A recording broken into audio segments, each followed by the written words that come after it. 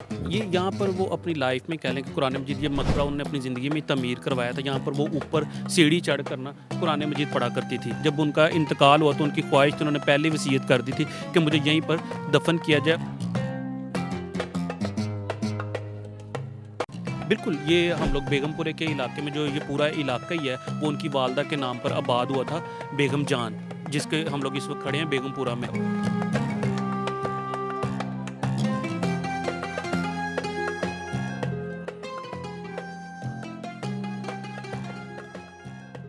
अस्सलाम वालेकुम, मैं हूं सामा खामिस बिनास और आप देख रहे हैं डबल एम ट्रैवल। नाज़रीन, आम तौर पर कब्रें ज़ेरे ज़मीन होती हैं, लेकिन पंजाब के दिल लाहौर में एक ऐसी कब्र भी है जो कि सतह ज़मीन से 16 फीट ऊंची है, 16 मीटर ये बुलंद है। ये कब्र किसकी है, इतनी ऊंचाई पर क्यों बनाई गई? आज इस पर बात करने के लिए मेरे साथ रिसर्चर जो हैं, जो कि मारूफ शख्सियात की कब्रों पर रिसर्च करते हैं, मिर्ज़ा उस्मान बेग साहब मौजूद हैं। इनसे बात करते हैं और इनसे जानते हैं। ये बताइएगा, ये किसका मकबरा है और इतनी बुलंदी पर किसका है? ये बेगम शरफुन्निसा है। हमें अगर देखें, लाहौर के गवर्नर थे नवाब ज़िक्रिया खान, उससे पहले उनके वालिद नवाब अब्दुल समद खान भी गवर्नर थे। ये उन्हीं के ख़ानदान की एक खातून थी, बड़ी नेक और परहेज़गार खातून थी, जो हमें किताबों में रेफरेंसेस मिलते हैं। इलामा इकबाल की शायरी में बहुत कम हमें ख़वातीन का जिक्र मिलता है, लेकिन उनकी एक जवेदनामा किताब है बड़ी मशहूर, उसके अंदर पूरी जो एक नज़म है कसर शरफुन्निसा, वो इनके नाम के ऊपर है कि एक बड़ी नेक और परहेज़गार खातून थी। लेकिन आज तक हम कह लें बदकिस्मती है कि कह लें 21वीं सदी में जी रहे हैं, जहाँ पर दुनिया इतनी चाँद पर पहुँच गई है। वो उसकी मिट्टी देख के बताते हैं कितने 100 साल पुराना मकबरा है या क्या है। हम आज तक ये साबित नहीं कर पाए कि बेगम शरफुन्निसा का नवाब ज़िक्रिया खान के साथ ताल्लुक़ क्या था। बाहर अगर हम आर्कियोलॉजी डिपार्टमेंट का बोर्ड देखें तो वहाँ पे बहन लिखा हुआ है, या कई जगह पे हमें वाइफ भी लिखा नज़र आता है। लेकिन अब्दुल समद खान की कोई भी क्या कहते हैं औलाद नहीं थी, तो उस हिसाब से तो ये उनकी बहन नहीं बनती। नवाब ज़िक्रिया खान लाहौर के गवर्नर थे, उनकी फैमिली भी इधर इसी जगह पर सुने रहाइश पजीर।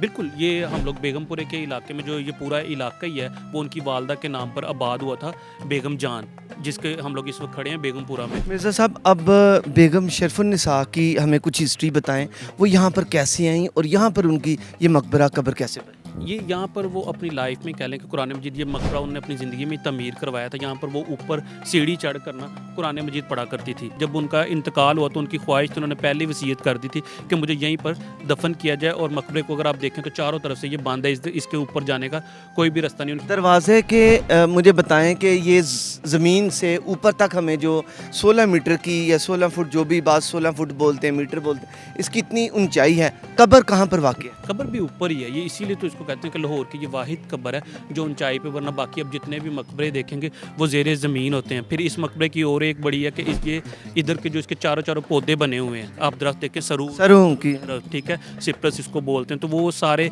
उन्हीं के, उनको बड़ा इस, अब तो मैं यहाँ पे कोई भी उसका रेफरेंस नहीं मिलता, कोई दरख्त भी नहीं मिलता, ऐसा कोई उनको बड़ा वो मोहब्बत थी इस दरख्तों के साथ ना। ये बताइएगा कि मकबरा, सरों का मकबरा आज से कितनी देर पुराना है? ये 17वीं सेंचुरी का आप कह लें कि मुग़ल दौर का है, तो उसके मिड में कह लें 17वीं सेंचुरी में 16 समथिंग में ये मकबरा तमीर हुआ था। जब वो कह लें नवाब ज़िक्रिया की हुकूमत थी, तभी ये यहाँ पे आपको महलात जितने भी मिलते हैं वो उसी टाइम के हैं। ये बताइएगा कि यहाँ पर कहा जाता है कि बेगम शरफुन्निसा यहाँ पर एक तलवार लेकर आती थी। कुरान हकीम जब वो पढ़ने आती थी तो उनके साथ तलवार होती थी। वो तलवार कहाँ पर है? किताबों में तो हमें रेफरेंसेस मिलता है, जैसे आपने बात की कि वो यहाँ पर आती ही स्पेशल, उनका पैगाम भी कह लें मुस्लिम ख़वातीन को यही था कि वो अपनी हिफाजत के लिए अपने पास तलवार रखें और कुरान मजीद की तिलावत करें अल्लाह ताला के करीब होने के लिए, या जिस तरह भी हमारे एक दीन में कहा गया है। तो ऊपर कहा जाता है कि तलवार थी और कुरान मजीद भी था बाकायदा ना, जब वो उनकी तदफीन की गई। लेकिन आज हमें कोई भी चीज़ नहीं मिलती, जो फ्रेस्को तक इवन नहीं मिलता, वो उतार लिया गया। तो तलवार भी कह लें कि वो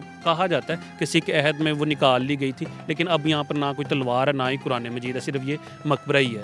जी, तो नाज़रीन, आपने देखा कि मुग़ल दौर का ये अजीम शाहकार, ये जो इतना प्यारा मकबरा है, आज भी अपनी आबोताब से यहाँ पर मौजूद है, जिसे लोग देखने के लिए यहाँ पर आते हैं। आज हमने इनकी बेगम शरफुन्निसा की ये स्टोरी आपको सुनाई। एक अगली तारीखी वीडियो लेकर हम दोबारा हाज़िर होंगे। आप देखते रहिए डबल AM ट्रैवल।